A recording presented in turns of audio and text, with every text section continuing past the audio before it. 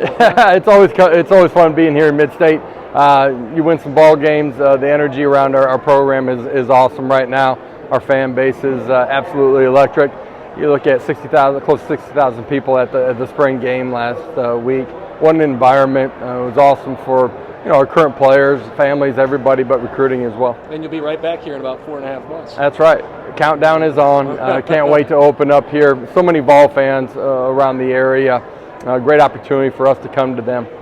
Overall, were you happy with what you saw during the spring? Yeah, I love the competition. They were focused. They competed extremely hard every single day. It's the way our entire offseason's been since they got back in late January. The depth of our roster, we continue to get deeper, more physical during the course of spring ball. One, because of who they are, and two, because of the depth of the roster. A lot of great work. What did you see from Milton during the spring, and what can you expect to see from him this season? And he continued to refine his skills, understanding of who we are, what we're trying to do offensively, defensively, what we're seeing on the other side from their structure, doing a great job with his eye discipline, and then you couple that with his fundamental development inside of the pocket. Love what I've seen from him. Should lead to him continuing to become a more accurate passer and being a great decision maker and taking care of the football. With 4 or 5 guys going in the first couple of days of this coming draft, how important is that to Tennessee football? Well, it's important to those guys. First and foremost, guys get an opportunity to go live their childhood dreams out. It's an awesome sign of the development inside of our program. Guys that playing their best football as we got here and on the back end of their careers. That's a testament to our strength coach, our nutrition, our medical staff, everybody involved. And it's a testament to those players. As a coach, there's nothing more rewarding than seeing your guys have an opportunity to get their name called and go live their dreams out. Excited about the fact that there's probably 5 guys in the first couple of nights that are going to find out where their NFL careers are going to start. Couldn't be more happy for those guys. Now, every quarterback that goes into the draft gets built up and gets torn down at some point. Did you try to kind of warn Hendon that this would happen? The draft process for everybody, as soon as you're declared, is them trying to find a reason not to draft you. And prognosticators are going to build you up and bring you back down to earth at the same time. At the end of the day, you can only control what you can control. Enjoy the process. Doesn't matter who, when, where. Man, you're in the NFL. You got a chance to go live it out. So, on the back half of this process, when those guys were done with pro day, I told them all, man, enjoy it from here until draft day. It's one of the things that if I look back, I would try to enjoy the process more. And really excited for these guys. Can Hendon play on that level, in your opinion?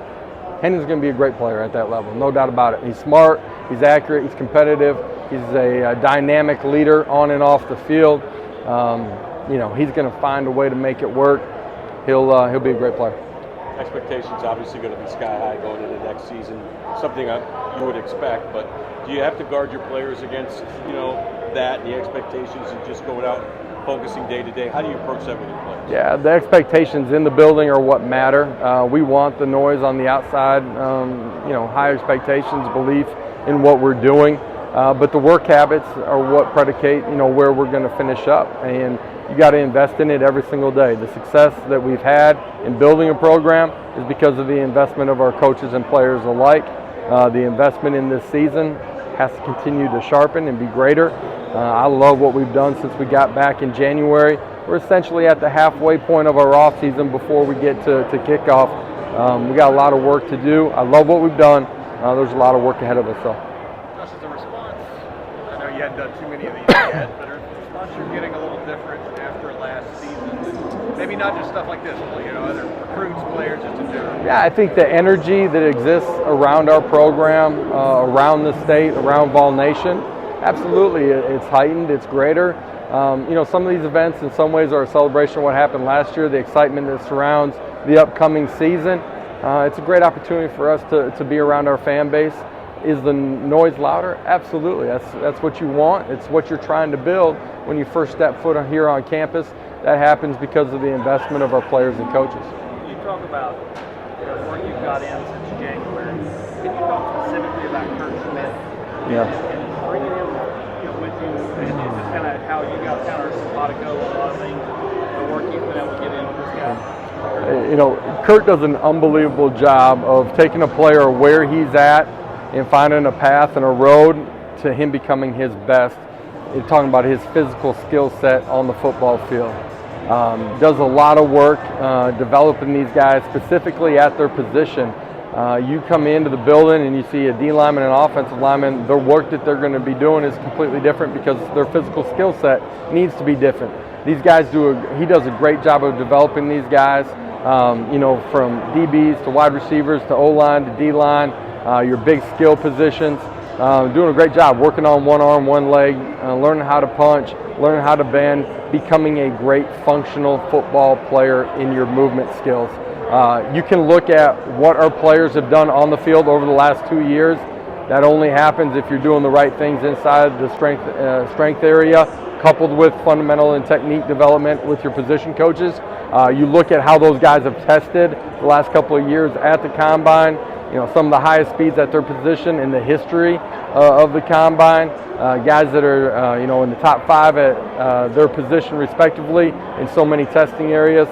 It's a testament to the players, but also to Kurt and what he's done. Are you even surprised that like some of the jumps, like some of those freshmen made, like Caleb going from like 206 when he got here in January to 237, Yeah. Arion going from like 210 to 230, Yeah. those type of things? Yeah, the growth of the young guys inside of our program, what we're doing strength-wise, our recovery habits, and our nutrition. Ethan Bauer does a fantastic job.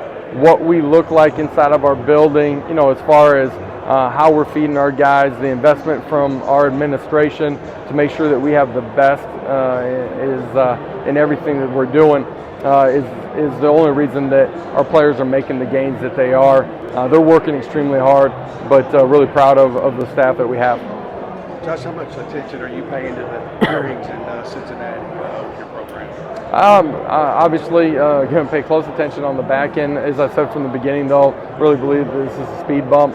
Feel like we're continuing to handle it the right way. Our administration has been forthright. They found it. You know, they gave it to the NCAA. They've been nothing but cooperative the entire time. Coach, when you took over, I think your scholarship number was in the high 60s, maybe 67 or 68. That's about right. Where's your roster construction now, and how is that, you know, in terms of how much stride you've made since that first year? Yeah, when we got here, we were at 67 scholarship guys. I think when we kicked off the season, we're closer to 85 at this point. Still not quite there.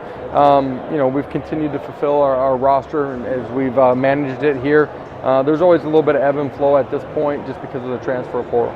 If you were to say there's 1 or 2 positions where you need to attack in the portal going into the summer, what would it be? I don't know if there's just, you know, 1 or 2 positions. You know, I think we can continue to add maturity at the offensive line position in particular.